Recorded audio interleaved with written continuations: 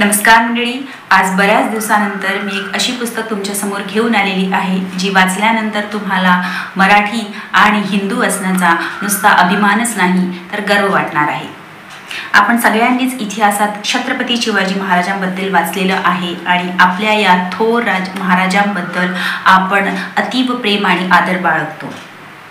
त्यांनी निर्माण केलेलं स्वराज्य, त्यांचं राजकारण, अर्थकारण, धर्मकारण, लहान मोठे सगळ्यांना सोबत घेऊन चालण्याचं त्यांचं कसब, पराक्रम, गनिमी कावा करून शत्रूंचा केलेला पराभव, त्यांचे चातुर्याचे वर्णन, ह्या सगळ्याबद्दल त्यांची थोरवी सांगणारे खूप सारे किस्से आपण अगदी शालेय जीवनापासूनच इतिहासात वाचत आलेले आहोत, ऐकत आलेले आहोत।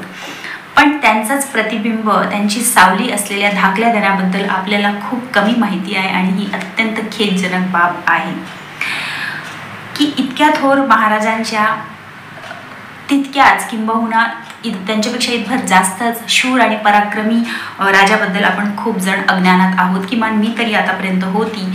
किंवा यात थोडासा दोष शिक्षण तज्ञांना पण देता येईल, कारण त्यांनाही संभाजी राजांचं इतकं महत्त्व वाटलं नसेल आणि म्हणूनच त्यांनी इतिहासात त्यांच्याबद्दल उल्लेख असणारा एकही धडा टाकलेला नाही आहे। आणि कदाचित ही गोष्ट एक साहजिक बाबही आहे, कारण सगळ्यांनाच सिंहाबद्दल जास्त उत्सुकता असते, सिंहाचा जास्त धाक असतो, आदर असतो।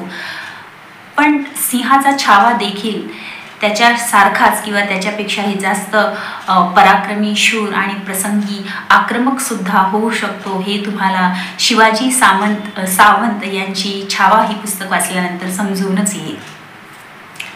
क्षत्रिय कुलावंत, सकळ गुणमंडित, अखंड लक्ष्मी अलंकृत, गोब्राह्मण प्रतिपाळक श्रीमंत महाराज राजा शंभू यांचा जन्म, विवाह, राज्याभिषेक, संतानप्राप्ती, लहानपणापासूनच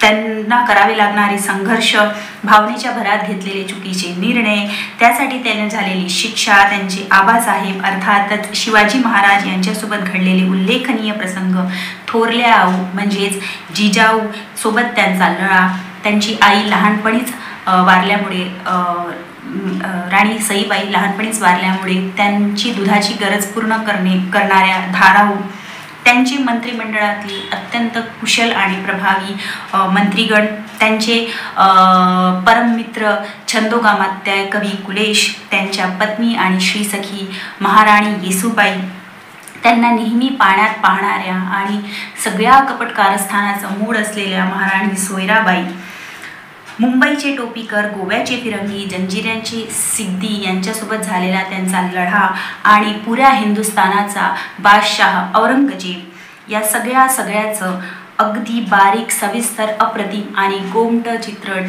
या पुस्तकात केलेलं आहे। पुस्तक म्हणण्यापेक्षा एक जिवंत नाटक म्हणू शकतो आपण या कादंबरीला, कारण वाचताना आपण वाचक न राहता प्रेक्षक होतो। सगळं समोर घडतंय असं वाटतं, धाकल्या धऱ्याची काळजी, तणाव, हर्ष सगळं आपलंच वाटू लागतं। सगळंच उत्तम जमून आलेले आहे या पुस्तकात। पुस्तकाच्या सुरुवातीला भाषेचं आकलन थोडंसं अवघड आहे, कारण स्थिती निर्माण करण्यासाठी, वातावरण निर्मितीसाठी जे आपण म्हणतो तत्कालीन भाषेचा उपयोग करण्यात आलेला आहे, कारण मंत्रिमंडळातले खूप सारे जे मंत्री होते ते मावळी भाषा बोलत होते आणि राजदरबारी हिंदी, उर्दू, फारसी आणि मावळी मिश्रित अशी दप्तरी भाषेचा प्रयोग केला जात असे। त्याच्यामुळे सुरुवातीला थोडंसं आकलन अवघड आहे, पण नंतर पुस्तक जशी समोर जाते, भाषा दुय्यम स्थान घेते आणि पुस्तक आपली पकड मजबूत करते। मंडळी, ही एक शोकांतिका आहे। अत्यंत पराक्रमी असे संभाजी महाराजांना अकबर जेव्हा कैद करतो कवी कुलेश यांच्यासोबत, तेव्हा तो त्यांना अत्यंत क्रूर आणि कठोर सजा सुनावतो। त्या सजा जेव्हा त्यांच्यावर अंमलात आणण्यात येतात तेव्हा खूप भडभडून येते, खूप वेदना होतात, खूप काही टोचतं, खूप काही खुपतं आणि इतक्या असहनीय वेदना होत असताना सुद्धा, इतकी कठोर शिक्षा सहन करत असताना सुद्धा या थोर महाराजांच्या तोंडातनं ब्रसुद्धा निघत नाही।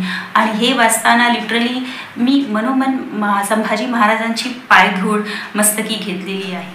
आपल्या शौर्याने, आपल्या पराक्रमाने साक्षात औरंगजेबाला सुद्धा हैराण करणाऱ्या धाकल्या दण्याबद्दल खूप जास्त आदर आणि अभिमान वाटतो। आमच्या संभाजी राजांची थोरवी सांगणारा छावा नावाचा चित्रपटसुद्धा सध्या आलेला आहे आणि शंभूराजेचं कॅरेक्टर जे आहे ते विकी कौशल याने निभावलेलं आहे. खूप छान जमून आलेले आहे विकी कौशलला शंभूराजांचं कॅरेक्टर. आणि अक्षय खन्नाने केलेला औरंगजेबाचा रोल तर अप्रतिम आहे. म्हणजे लिटरली असं वाटते की साक्षात औरंगजेब पडद्यावर उतरलेला आहे. अर्थातच 2.5 तासामध्ये इतकं थोर पराक्रम पेलणं शक्य नाही आहे. मूवीमध्ये खूप सारे लिमिटेशन्स असतात, तरीसुद्धा त्यांनी आपल्या परीने खूप चांगलं दाखवलेलं आहे. आणि ही खूप चांगली गोष्ट आहे की चित्रपटामार्फत आपल्याला एक इतिहासात डोकावण्याची संधी मिळते आणि आपल्या या थोर पराक्रमी शूर राजांबद्दल आपल्याला माहीत होतं आणि आपल्याला गर्व वाटतो की आपण एवढ्या थोर इतिहासाचे धनी आहोत. आपल्या मागे आपल्या जे पूर्वज होते त्यांनी इतके थोर पराक्रम करून गेलेले आहेत आणि या गोष्टीचा खरंच खूप जास्त अभिमान आपण बाळगायला पाहिजे.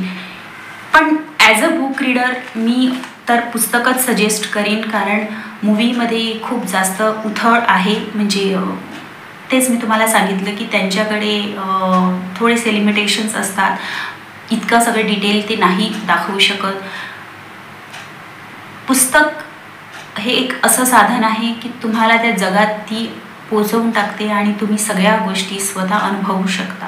त्याच्यामुळे ही पुस्तक तर तुम्ही नक्कीच वाचायला पाहिजे. म्हणजे माझी हात जोडून विनंती आहे तुम्हाला की तुम्ही प्लीज ही पुस्तक वाचा.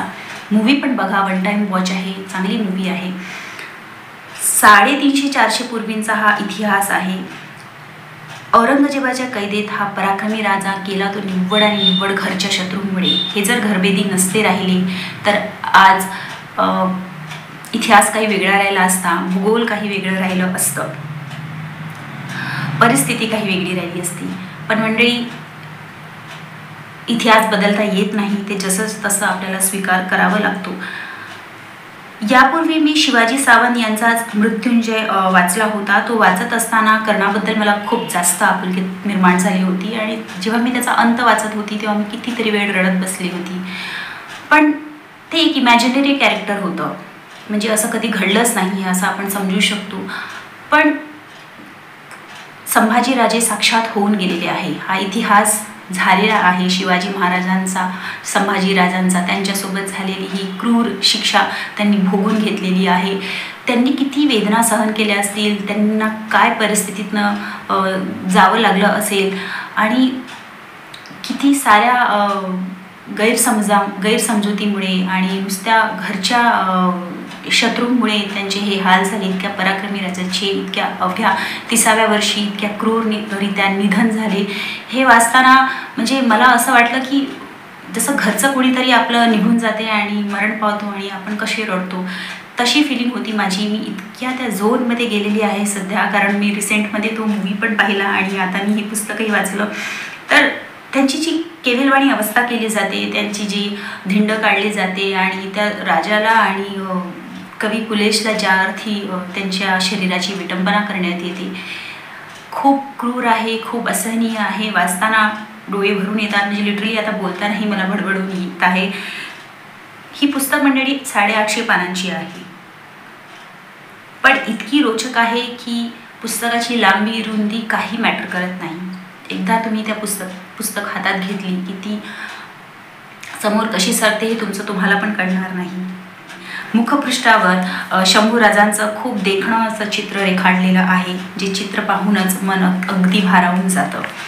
मी तुम्हा सगळ्यांना पुन्हा एकदा विनंती करते की प्लीज कृपा करून ही पुस्तक वाचा आणि वेळातनं वेळ काढून तुम्ही माझा हा व्हिडिओ बघितला त्याच्यासाठी तुमचे खूप खूप आभार. शेवटी मी कुठेतरी वाचलेलं आहे की पाहुनी शौर्य तुझ पुढे मृत्यूही नतमस्तक झाला, स्वराज्याच्या मातीसाठी माझा शंभू अमर झाला. जय भवानी.